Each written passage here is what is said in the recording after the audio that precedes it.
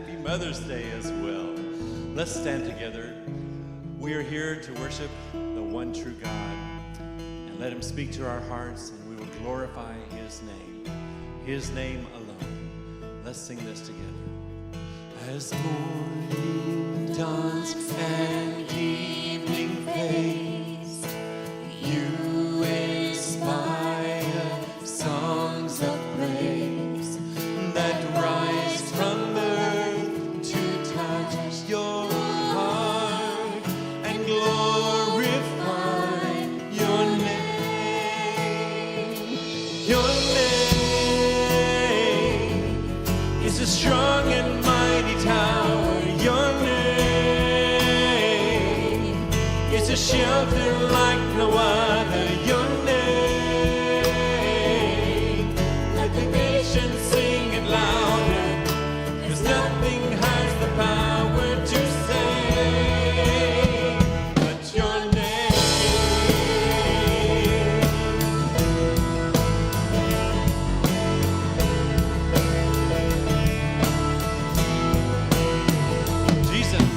Jesus, in your name we pray. Come and fill our hearts today. Lord, give us strength to live for you and glorify your name. Your name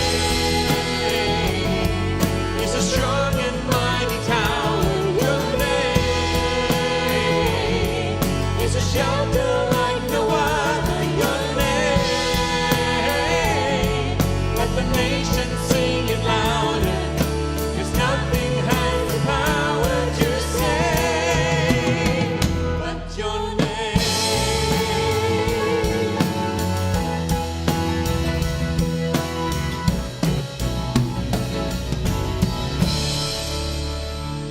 Your name is a strong and mighty tower. Your name is a shelter, Your name, let the nations sing it louder, 'cause nothing has the power to save. Your name is a strong and mighty tower. Your name is a shelter like no other. Your name, let the nations sing it louder, 'cause nothing has the power to save but your name.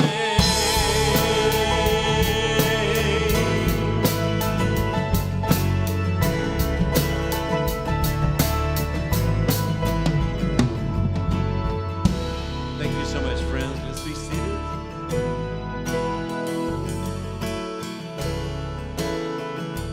All right. Hey, good morning, church. Good to see you this morning. Really, really good to see you. My name is Ken Flower. I'm the lead pastor here at Meadowbrook Church as of like a month ago. So this is kind of new still. Really glad to be here with you. Whether you're in person with us or on our live stream, we're thankful that you are here and would love to connect with you. Today is Mother's Day. So happy Mother's Day. Did anyone get a good breakfast this morning? No? All right. I told someone this week, like, it's not my job to do Mother's Day. Like, the kids need to do Mother's Day for Beth. That didn't go over so well. So we worked together. They did a great job.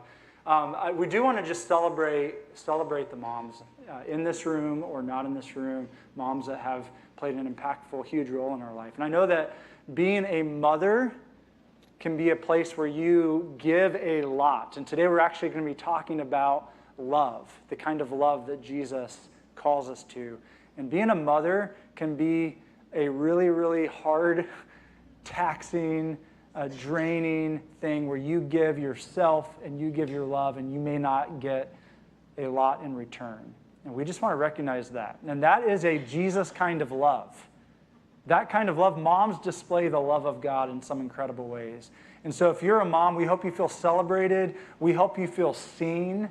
And even in moments where maybe you've done everything and you feel like no one notices, know that your Father sees you. and he loves you. We also know that there are many in our community, some in our community and some in our lives and our neighborhoods that desire motherhood, but maybe have not been able to have that privilege yet. And so we want you to know too that the Father sees you.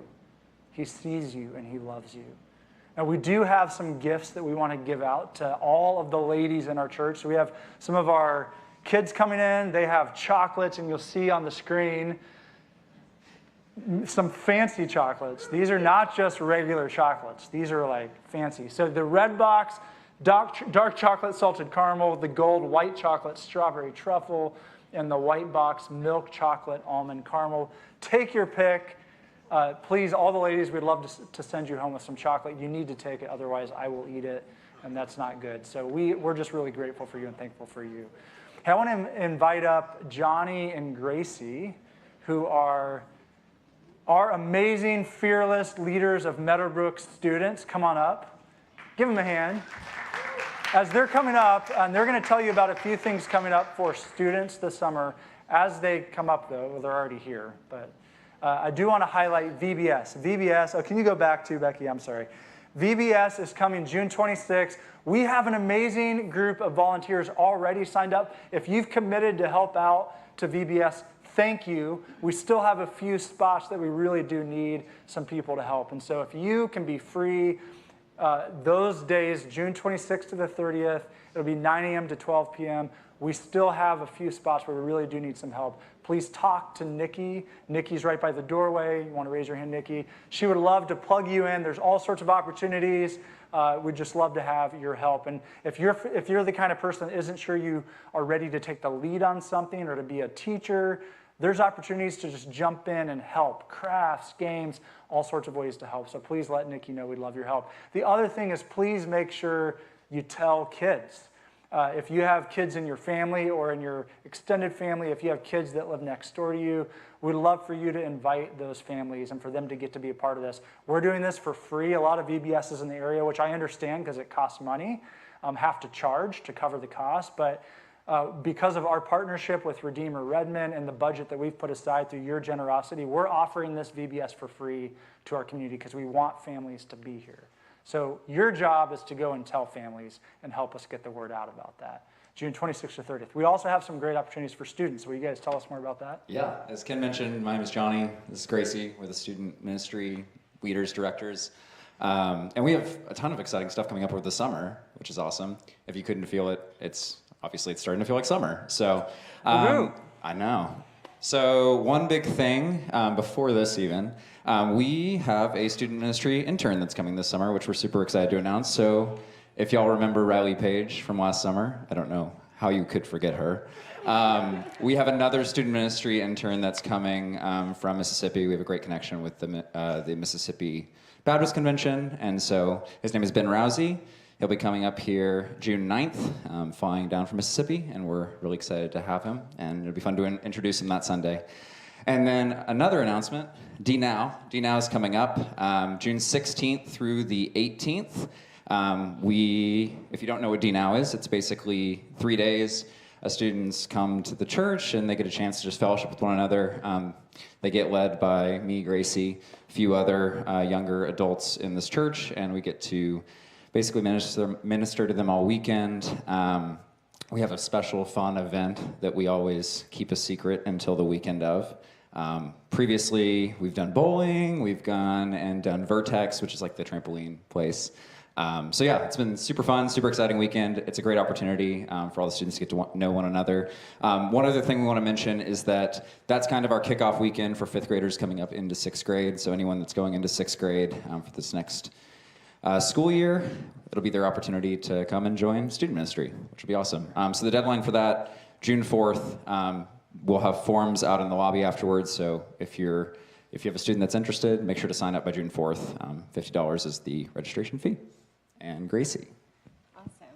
Yes, and then for all of our events, D-Now, just our Sunday gatherings, and then this next event I'm going to announce, we always encourage our students to invite their friends. So there are extra forms in the lobby. If some of you students out here want to take a form, if you have a friend in mind, you can share that. So our next exciting thing to announce is Centrifuge. Centrifuge is a beloved camp by most of our students, past and present. And we get to spend 5 days in Turner, Oregon at a retreat center. So this camp is put on by Resonate Church. So there's tons of college-aged leaders that come in. And so we get to bring our students there, we get to lead them, but then they also get to be led by other leaders as well. And it just has been an amazing opportunity for students to make friends, but most importantly, be challenged and encouraged in their walk with the Lord. And if you've gotten to experience going to a camp yourself, way back when, or not, not that long ago, it's a really impactful time, and it is our hope and prayer that our students would be impacted. And then really quick, so again, this is July 15th through the 20th. There will be a deadline for like early registration. So past June 1st, there will be a price increase. We will get into prices next week. And with that being said, we're going to have opportunity for all of you at Meadowbrook to be able to support our students in their quest to camp. So more to come on that next week. Awesome. Thanks, Gracie. Thank you, guys. Give them a hand. They give... Johnny and Gracie give a ton of time and energy. They give themselves in a lot of ways to serve the students. And there's students that are in this room that you know and you see, but there's also students that their families aren't connected to Meadowbrook, but these as individual students have connected with our youth group, and they're here on Sunday nights, and it's just a really cool group of students. And so really grateful for you and Johnny, Gracie, for how you guys give. Thank you so much. Hey, one last thing, coming up the 20th to the 22nd, just save the date. You've probably already got summer plans. I hope these are in them. We're going again back to Deception Pass. Family camp out. We'll talk more about all what that means in the future, but make sure you save that date. It's going to be a fantastic weekend. All right, let's continue on in our worship together, church. Let's stand together, please.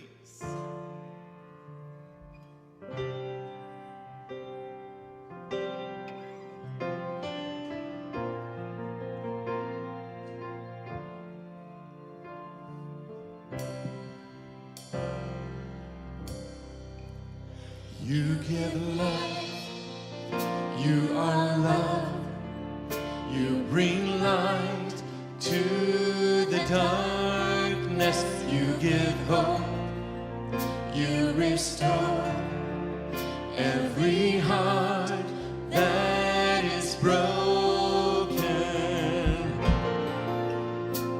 and great are you, Lord.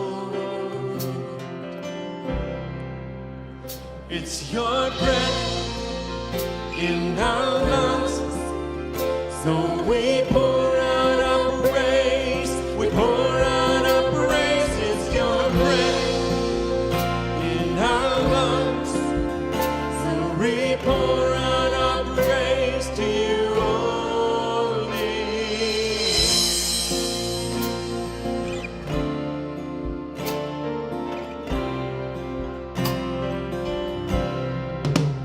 You give life, you are love,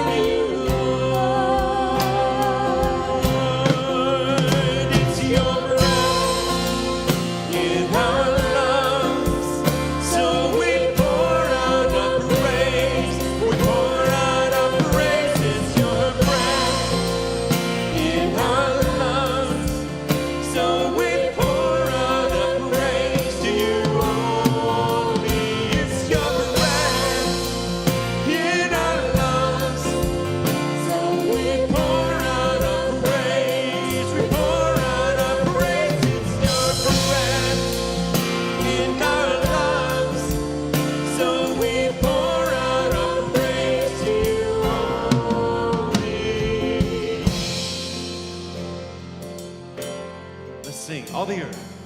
All the earth will shout your praise. Our hearts will cry.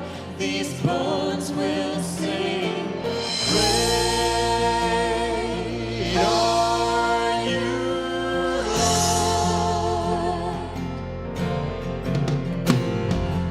All the earth will shout your praise. Our hearts will cry. These bones will sing. Great are you, Lord. Oh, all the earth will shout. Our hearts will cry. These bones will sing. Great are you, Lord. It's your breath in our lungs, so we pour out our praise. We pour out our praise. It's your breath in our lungs, so we pour out our praise to you only. It's your breath in our lungs, so we pour out our praise. We pour out our praise. It's your breath in our lungs, so we pour out our praise to you only. Great are you, Lord.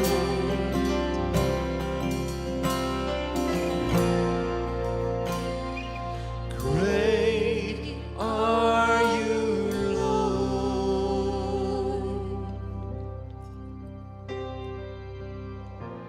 In you there's life everlasting. In you there's freedom for my soul. In you there's joy, unending joy.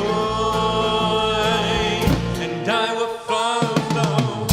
When you go, I'll go. Where you go, I'll stay. When you move, I'll move. I will follow you. When you love, I'll love. Now you serve, I'll serve. If this life I lose, I will follow you. Yeah. And we'll follow you. Yeah. Light unto the world, light unto my life. I will live for you alone. You're the one I see, knowing I will find all I need in you alone. In you alone, yeah. Where you go, I'll go. Where you stay, I'll stay. When you move, I'll move. I will follow you. How you love, I'll love. How you serve, I'll serve. If this life I lose, I will follow you. Yeah. I will follow you. Yeah. Where you go? Where you go, I'll go. Where you stay, I'll stay. And when you move, I'll move. I will follow you. Who you love, I'll love. How you serve, I'll serve. If this life I lose, I will follow you. Yeah, I will follow you. Yeah, I will follow you. Yeah, I will follow you. Yeah.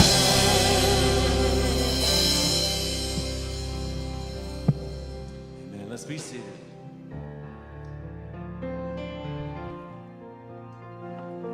Amen. Hey, kids, you can head to your classrooms. Thanks for being here and worshiping with us.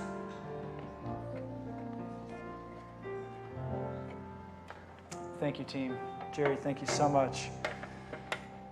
Man, that last song, that is that is a call to discipleship. Right? Where you go, I'll go. Where you stay, I'll stay.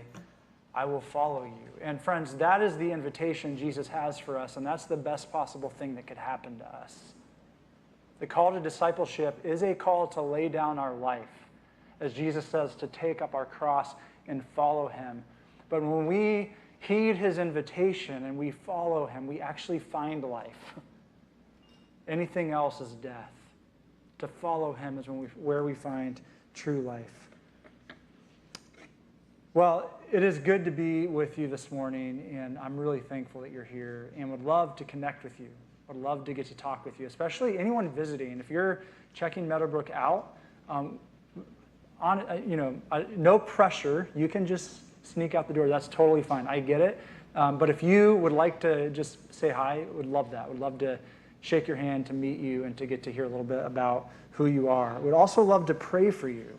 Now, anyone here that needs prayer, please let us know how we can do that. You can do that a couple ways. You can come at the end of the service, and we will pray for you today before you leave. We would love to do that. Just come up to the front after the service, and we'll do that. You can also fill out the Connect card that's in your bulletin and let us know how we can pray, and we'll take time this week to pray for you and any requests you might have. So we're going to be in Luke chapter 6 this morning. If you have your Bible, turn there. If you need a Bible, our ushers can get you a Bible, so just raise your hand. They would be happy to pass you one. Or if you have the app or some kind of way to pull it up another way, that's great too. Luke chapter 6, and we're going to be starting in verse 26. We are jumping back into the Sermon on the Mount. We are walking our way through Luke's gospel, trying to see Jesus clearly through the gospel of Luke. And we have just 2 weeks ago started what is famously known as Jesus' Sermon on the Mount, his most well-known teaching. And here's our second week in this sermon, Luke chapter 6. Now, as you're turning there, in 2016, a study was done at the University of Southern California that found America is more polarized than it has been at any time since the Civil War. Now, that was 2016. That was a long time ago, almost 10 years ago, 7 years ago. Today, or then comes the hot mess of 2020. And today, we're looking towards 2024. Already, presidential primaries are beginning, are ramping up, and 2024 promises just to be another fantastic year. And I'm sure it's not going to be polarized at all. I'm sure it's just going to be smooth sailing. You guys feel that? You guys, we see that all around us. We live in a polarized age. And America in particular is a very polarized nation. Now, disagreement around key issues is nothing new. People have disagreed with each other since the beginning. Right? Disagreement is nothing new. But our culture today, both on the right and the left, is not just a culture of disagreement. It's what Arthur Brooks calls a culture of contempt. We live in a culture of contempt. In his New York Times op-ed article called Our Culture of Contempt, Brooks writes about this, and he points to a 2014 study done by the National Academy of Sciences on what they call motive attribution asymmetry. Now stick with me here. Motive attribution asymmetry. What this is it's the assumption that your ideology is based on the motive of love. So it's the assumption that what you do and your ideology is rooted in love, but your opponent's ideology is rooted or based in hate. So you ascribe evil, hateful motives towards your opponent and assume that yours is rooted in love. Motive attribution asymmetry. Brooks writes this.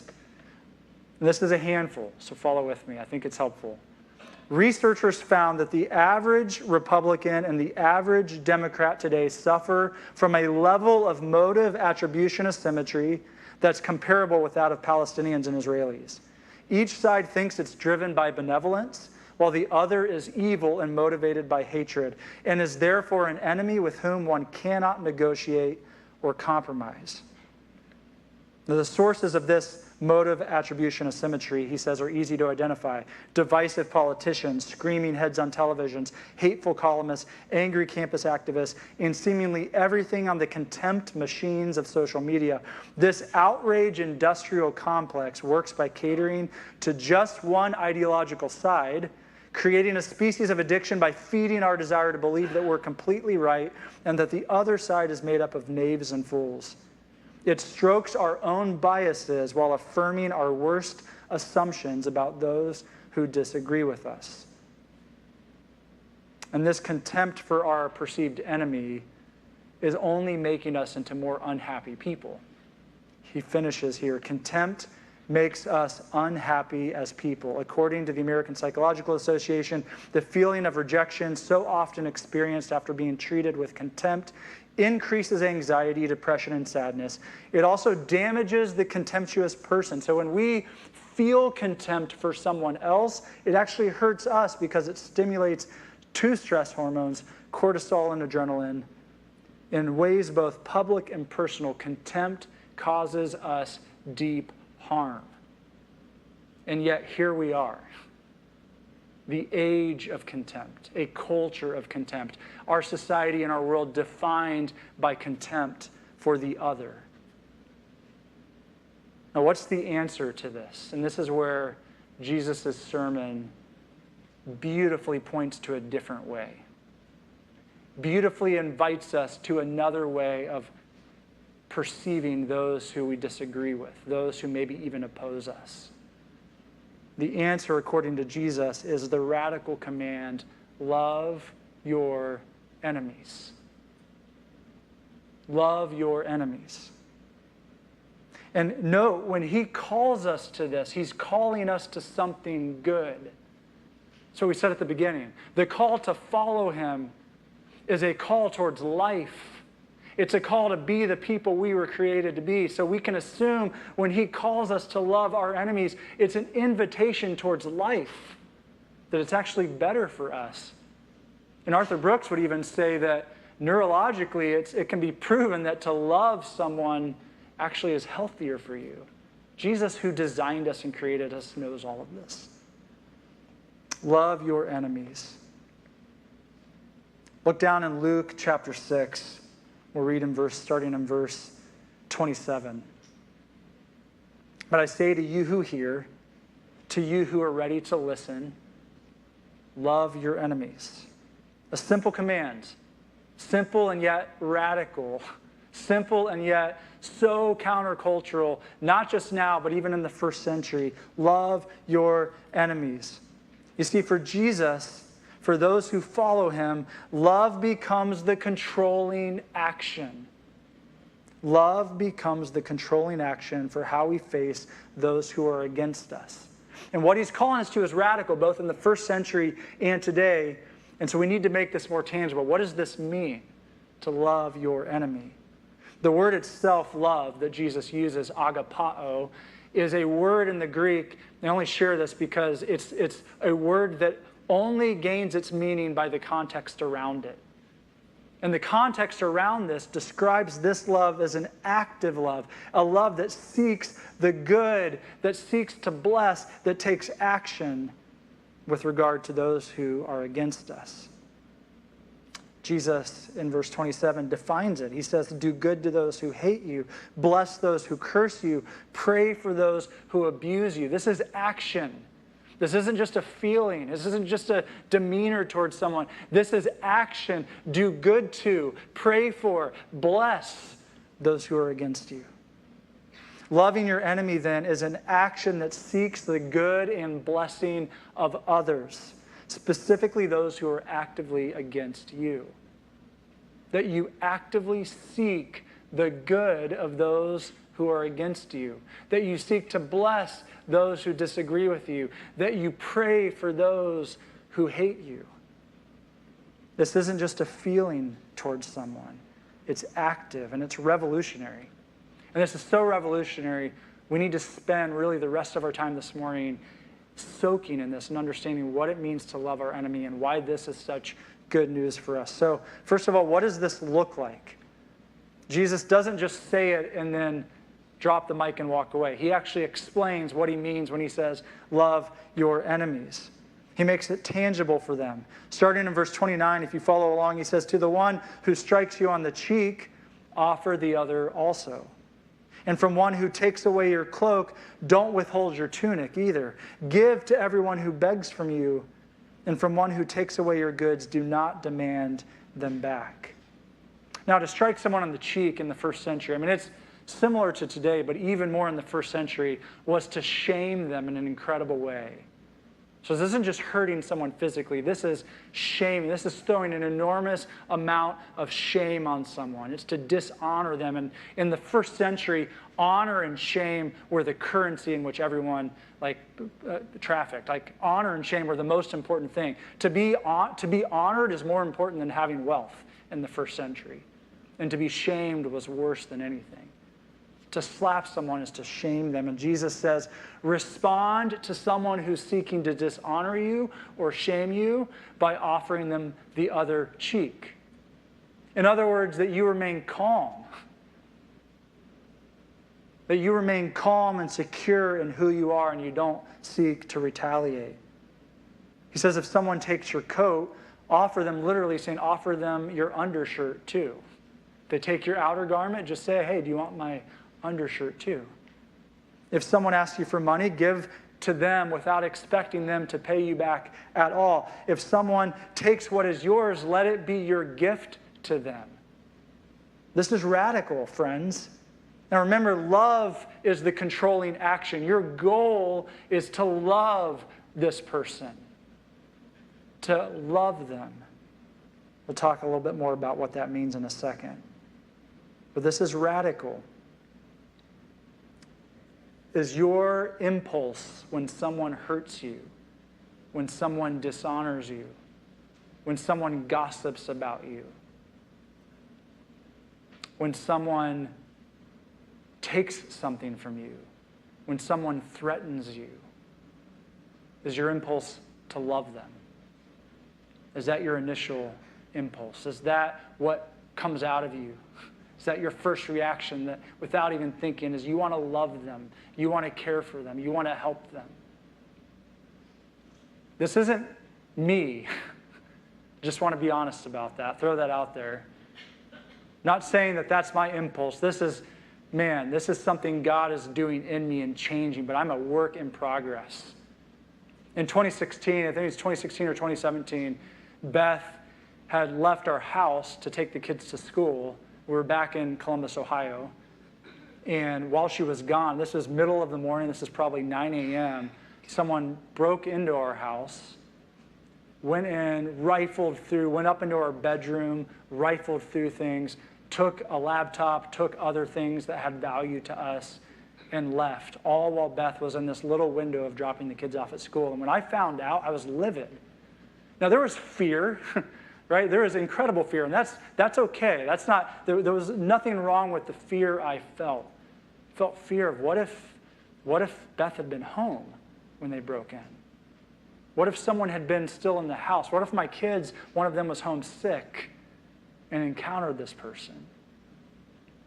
There was anger about, this is frustrating, the things I got to replace. You felt violated by someone just being in your bedroom and rifling through your things. So all of those feelings, again, aren't bad emotions. But my impulse in that moment was I wanted them to pay for what they did. I wanted retaliation. Jesus calls me to love. We'll talk about what that looks like. It doesn't mean I just put a sign on the door that says, come on in and take whatever you want. But my impulse, again, think about your heart. What's the impulse? What's the first movement of your heart when someone does something to you? Is it towards love or is it towards retaliation, towards harm, towards getting them back, towards paying them back? What's the impulse of your heart? Now, I think if we're honest too, some of us, and I would include myself in this, it's hard to think about sometimes my enemy. Sometimes I think we live, if we're honest, I'm not saying this is everyone, but in general, the East Side has a lot of wealth, and we may feel like life's pretty good and we don't have a lot of enemies.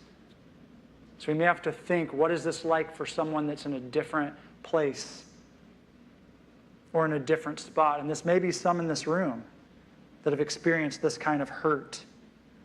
Ask the question yourself, how does a Ukrainian Christian who's had their home destroyed, their city leveled, who's been driven out as a refugee, how do they respond to the ones who did that to them?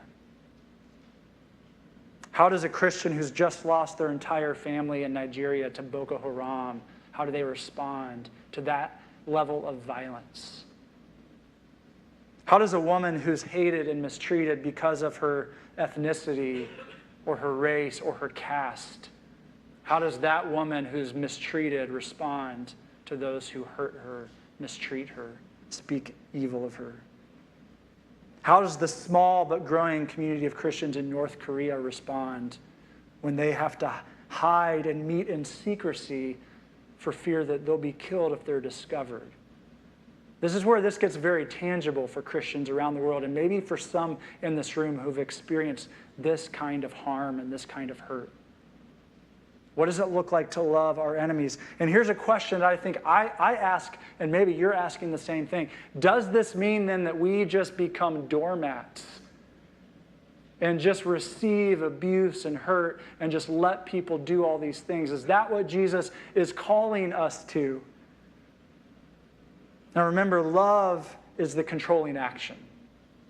Love is the controlling action. The impulse of my heart that Jesus is inviting me to is to love someone who wants to hurt me, who's against me. And so seeking their good is the goal. I want to seek their good. So to willingly take abuse from someone over and over isn't loving them or seeking their good. If I love them, I want to, first of all, remove myself from that, to draw a boundary, to pray for them, so I can still have a heart that has love for them even after receiving incredible trauma and abuse, but it does not mean I stay in that situation and continue to receive that. To have no boundaries and to never say no isn't loving someone. Just want to be clear about that. To love someone and seek their good doesn't mean we have no boundaries. Doesn't mean we just let people roll over us. To give someone whatever they ask for may not be loving them. It might be enabling them. And it might be that we're afraid of conflict and we avoid conflict. And so our giving people whatever they want is actually us loving ourselves more than them. To love them might mean saying no. And so Jesus' goal, again, the goal isn't to just prescribe this like carte blanche. Anyone asks you for something, you have to give it to them. It's not what Jesus is saying. Someone hurts you, you have to stay and just let them keep hurting you. That's not the point. The point is love is the controlling action. My desire for their good is what's motivating me to respond however I respond. It's restoration, not retaliation. Restoration, not retaliation. I want them to be restored, not hurt, not paid back. And that restoration might mean that they have to be reported to the police. That restoration might mean that our relationship has to end or have big boundaries in it for a season or maybe forever. That restoration may take paths that look like you're against them, but it does not have to be the case. You can love them and still pursue restoration and justice. Again, what's the impulse of your heart? What's the impulse of your heart? This hits home for our church family, for us even as a family. This may, I don't know how this will feel to you, but someone broke into the church building last night. I'm not trying to scare anyone or make anyone feel unsafe, but someone walked in. We had a game night, doors were open. They walked in and stole Becky's purse. She gave me permission to share this. And we could say, yeah, but first world problems, like we're okay, we can replace those things. And she did say she had a nail file that's going to be really hard to replace. Like, there's like the perfect fight. I appreciated that about Becky. I love that she said that. And we could say that, but that's a violation. That hurts. And we could, as a church, say, well, how do we help the person who did this? How do we seek justice and still love them? How is the impulse of our response in our heart for them to experience the goodness and the life that Jesus offers them? Is our goal retaliation or restoration? And again, I think it comes back to the motives of your heart, of what's going on in you. Jesus goes on in verse 31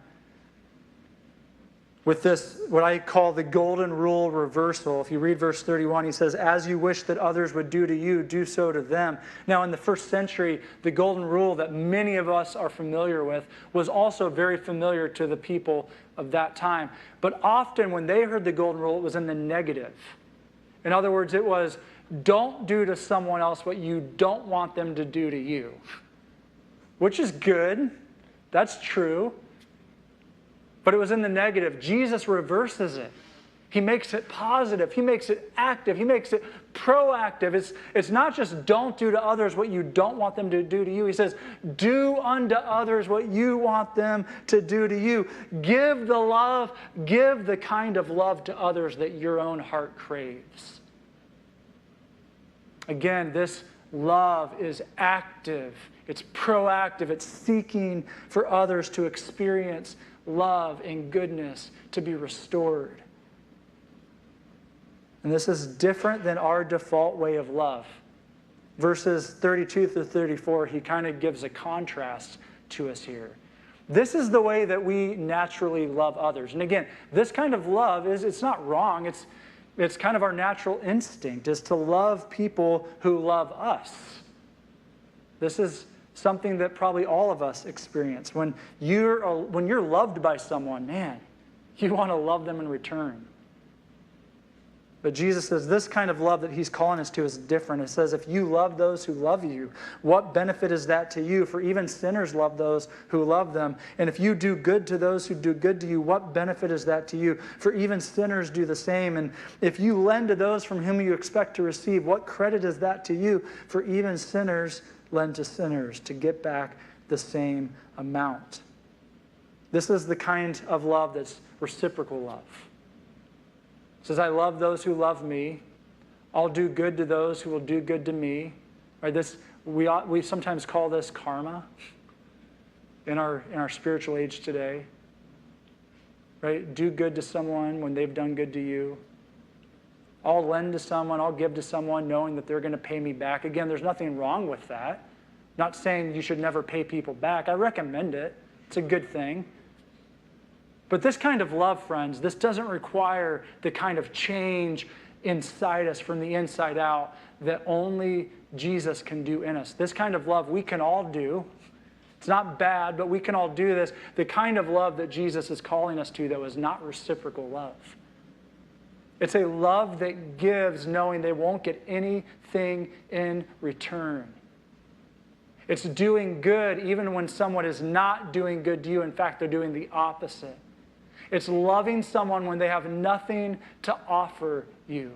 And this kind of love is hard. And we can't do it on our own. This isn't the natural bent of our hearts.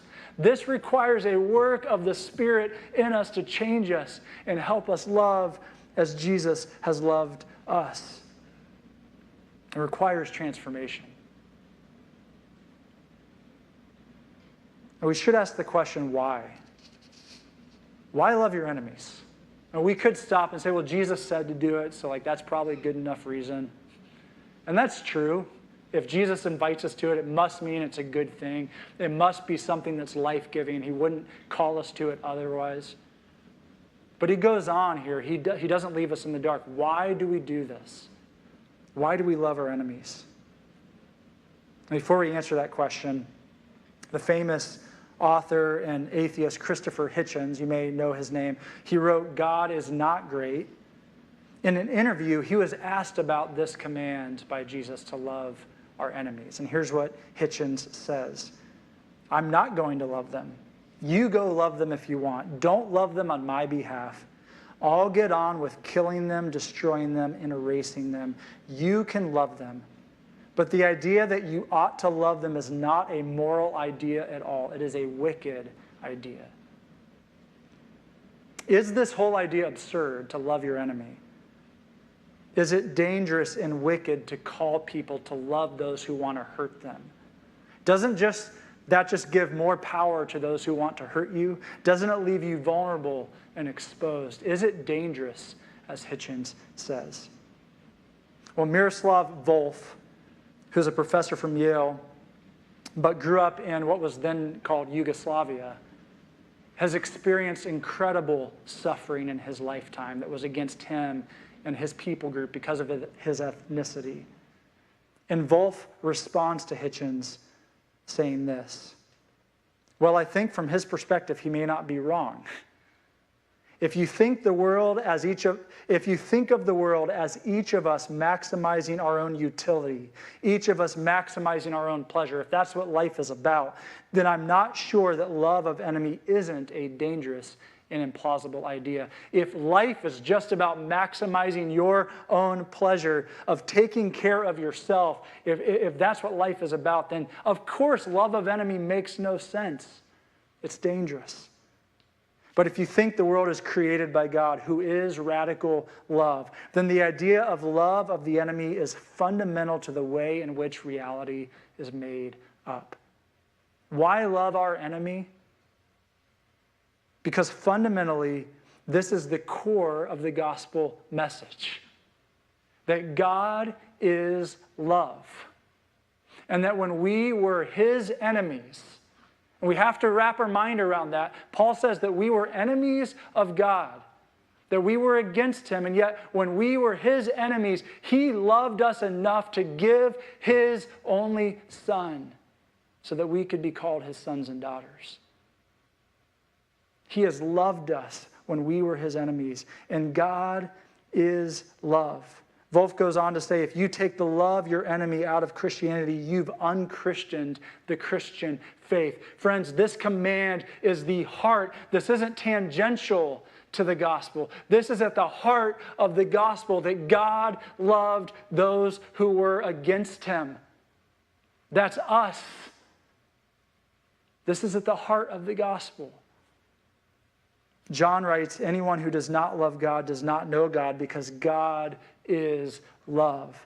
God is love. It's not just something God does. Loving those who are against him is part of who God is. Dallas Willard says it this way, and this is a helpful quote. God himself doesn't just love me or you, he is love. He is creative will for all that is good.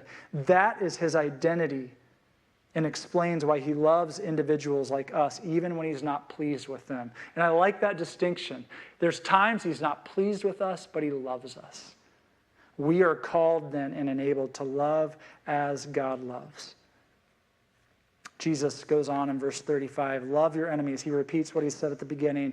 Love your enemies and do good and lend, expecting nothing in return. And note what he says, and your reward will be great, and you will be sons of the Most High. For he's kind to the ungrateful and the evil. Be merciful even as your Father is merciful. Jesus answers the question why here. Why love your enemy? He says God is merciful. God is kind to the ungrateful and the evil. God is love. That is the impulse of his being. God pours out love even on those who are against him. And he says, we are sons of the Most High, Jesus says.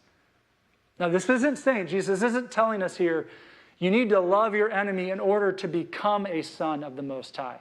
And if you do enough, if you love people well enough, then eventually God will accept you as his son.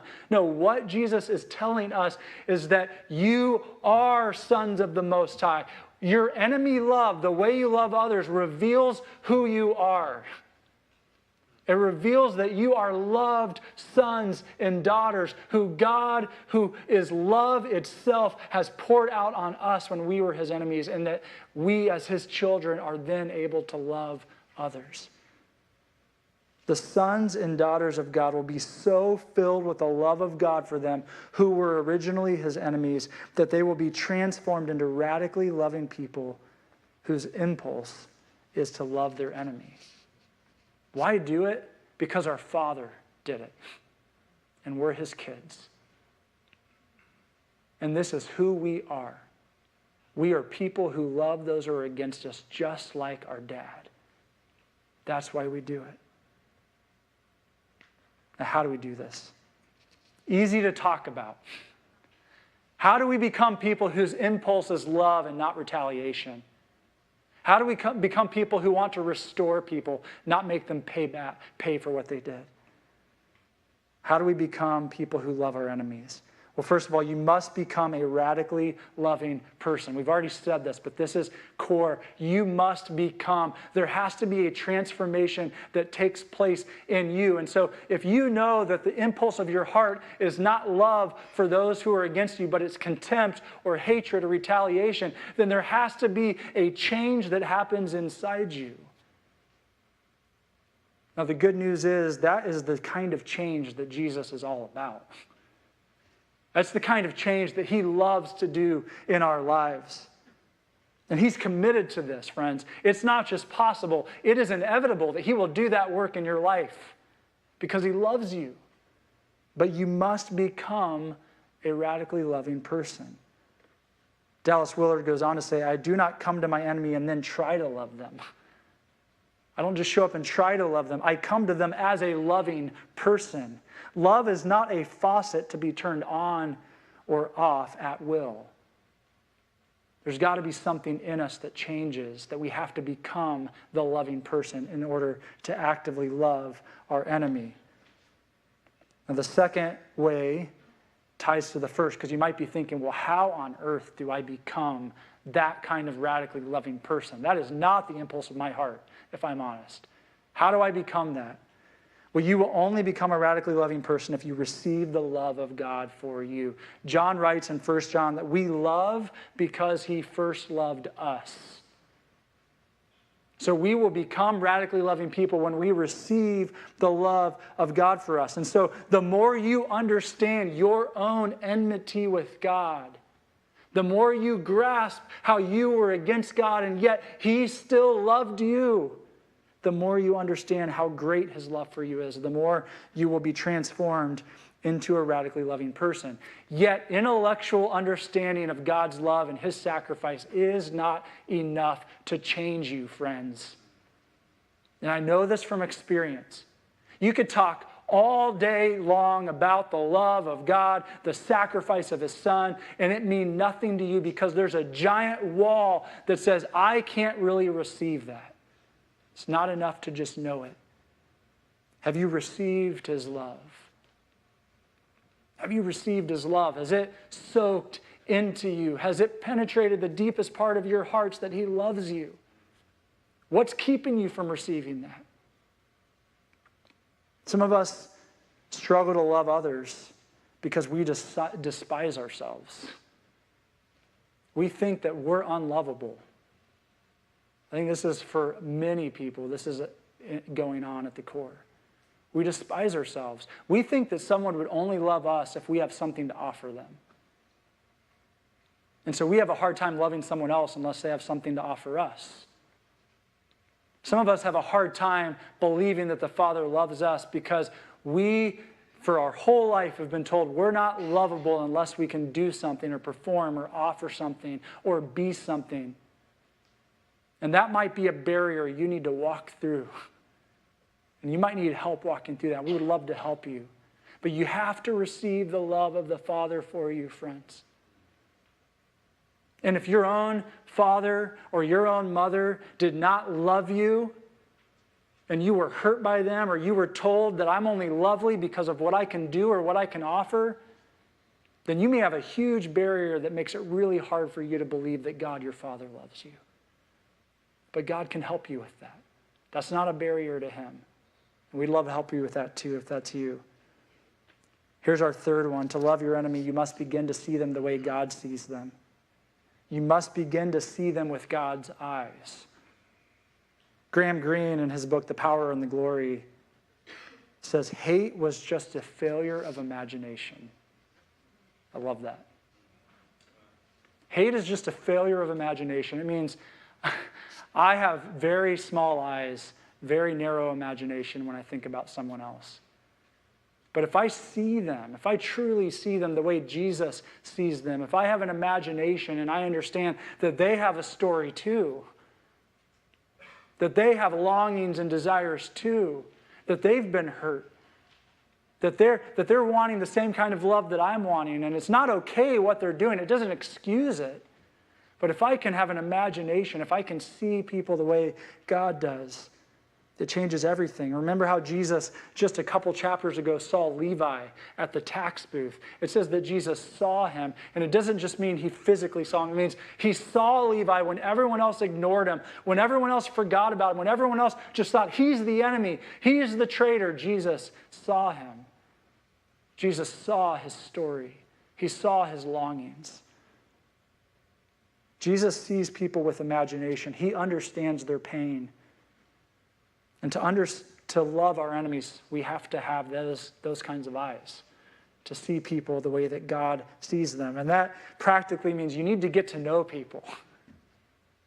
They can't just be the other, the enemy. You need to get to know their stories.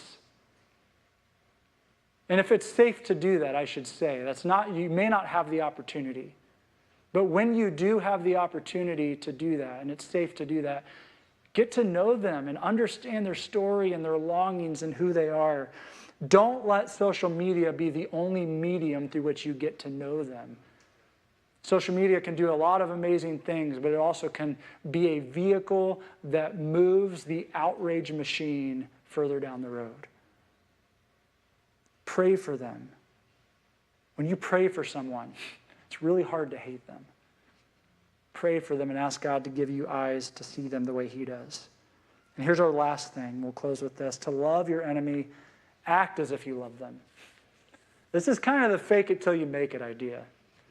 And here's what this means. Dallas Willard writes, C.S. Lewis, another great author, in Mere Christianity says, do not waste time bothering whether you love your neighbor. I love how he says this. Act as if you did. As soon as we do this, we find one of the great secrets. When you're behaving as if you love someone, you will presently come to love him. But I think this is true. Part of the way that God changes us, remember, there has to be a change that happens inside us.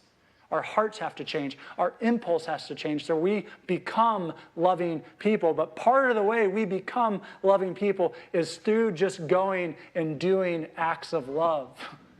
Through doing good, through praying for people, through serving people, through helping people. Act as if you love them. Do good to them. And I think you'll find that the feelings of affection will begin to grow in the soil of active love. All right, so that's my 4 practical things. I hope that's helpful.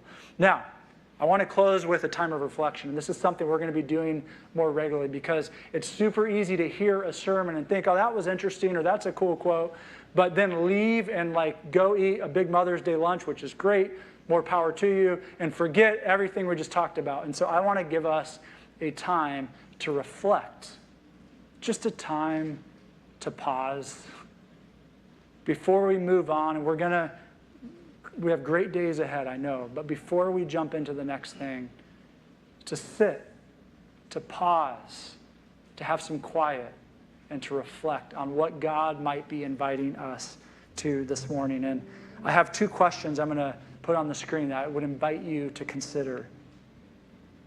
The first, becoming a loving person who can love their enemy requires receiving God's love for you. What barriers inhibit you from fully receiving his love? Reflect on that. What are the barriers in your life? Maybe it's part of your story. Maybe it's trauma from your past and other relationships that shape the way you receive love. What are the barriers for you that inhibit you from fully receiving God's love for you?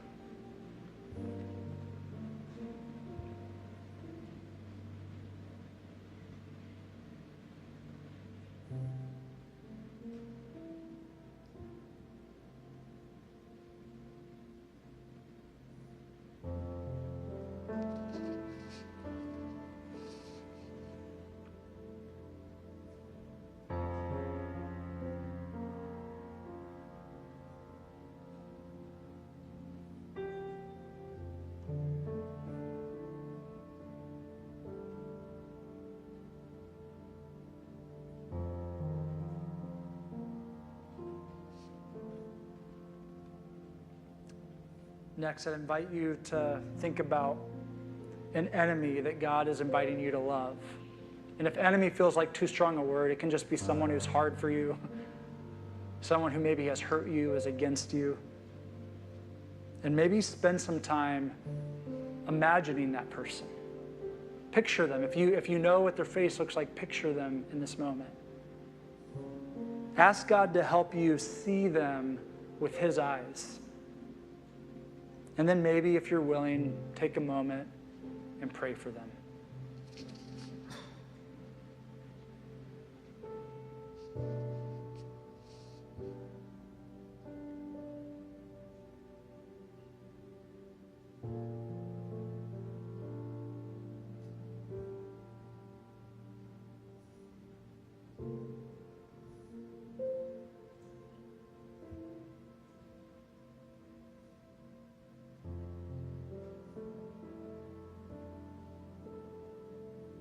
Father, thank you that you have loved us.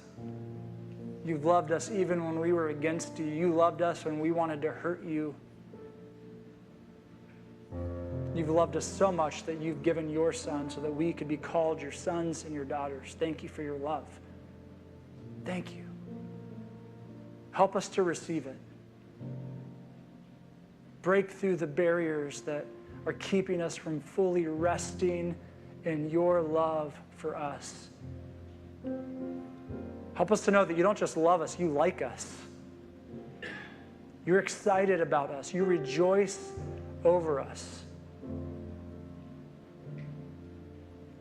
Father, I pray for some here that maybe that just feels like a nice thing to say, but it feels so foreign to them.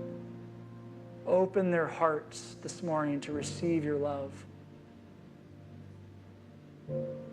And Father, I pray that you would help us. Help us, Father. Spirit, help us, change us, transform us to become loving people, radically loving people to the world around us. Help us to be known for our love. We ask all this in the name of your Son, Jesus Christ. Amen. As we continue to worship, we're going to respond now by giving, something that we do every week. If you're a guest, just invite you to worship along with us. But for those who are a part of this church, this is an opportunity for us to worship our Father by entrusting our finances to him, to be used for the work that God has ahead for Meadowbrook. And so I invite you to do that as our ushers come forward, and we'll continue on in our worship together. Lord, help me see those you love, those you bring in my life, to see them through your eyes. Lives lived in fear, unaware you're so near. My heart aches as theirs break, alone without you. So break my heart for the things that break your heart. Lord, break my heart with the things that break your heart.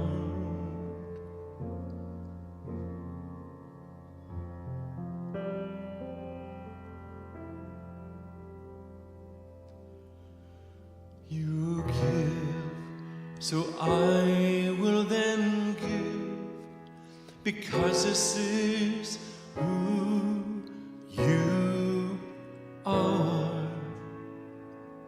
And you love, so I will then love, because this is who you are. For others to know what you've done, providing your Son for all.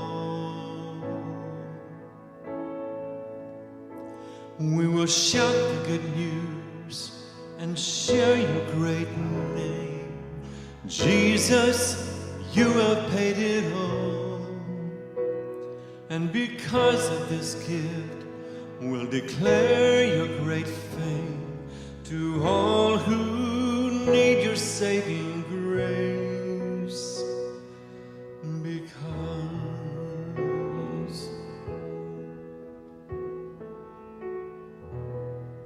let's stand together and sing this that we all know well.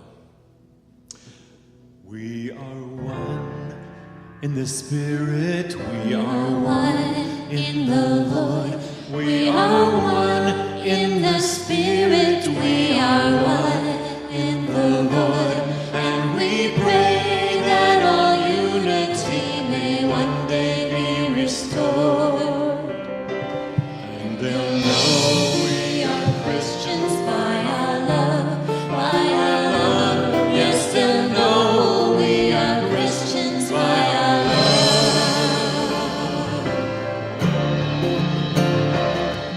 We will walk with each other, we will walk hand in hand.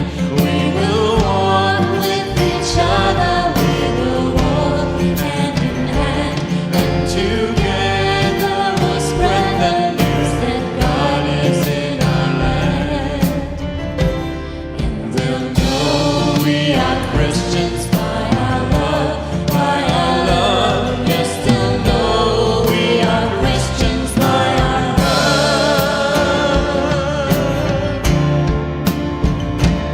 We will walk with each other, we will work side by side. We will work with each other, we will work side by side. And we'll put each man's dignity and save each man's pride. And they'll know we are Christians by our love, by our love. Yes, they'll know we are Christians by our love. Sing it out. All praise to the Father from whom all things come, and all praise to Christ Jesus, His only Son, and all praise to the Spirit who makes us one. They'll know we are Christians by our love, by our love. Yes, they'll know we are Christians by our love, by our love. Yes, they'll know we are Christians by our love, by our love. Yes, they'll know we are Christians by our love.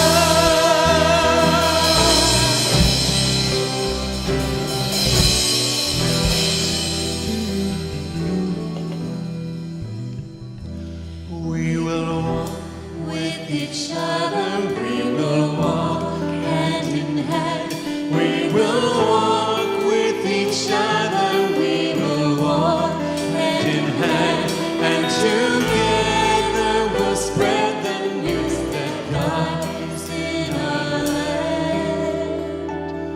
And they'll know we are Christians by our love, by our love. Yes, they'll know we are Christians by our love. Right. Hey, as we go out, friends, if this kind of transformation is happening in us and we're becoming radically loving people, then our neighbors and our friends and our colleagues, they get to experience something beautiful through us, through the church. That is what we should be known for, is that kind of radical love. And may that be true of us. Right, church, bless you. God bless you. May He keep you and cause His face to shine upon you. And we'll see you next week. Thanks for being here.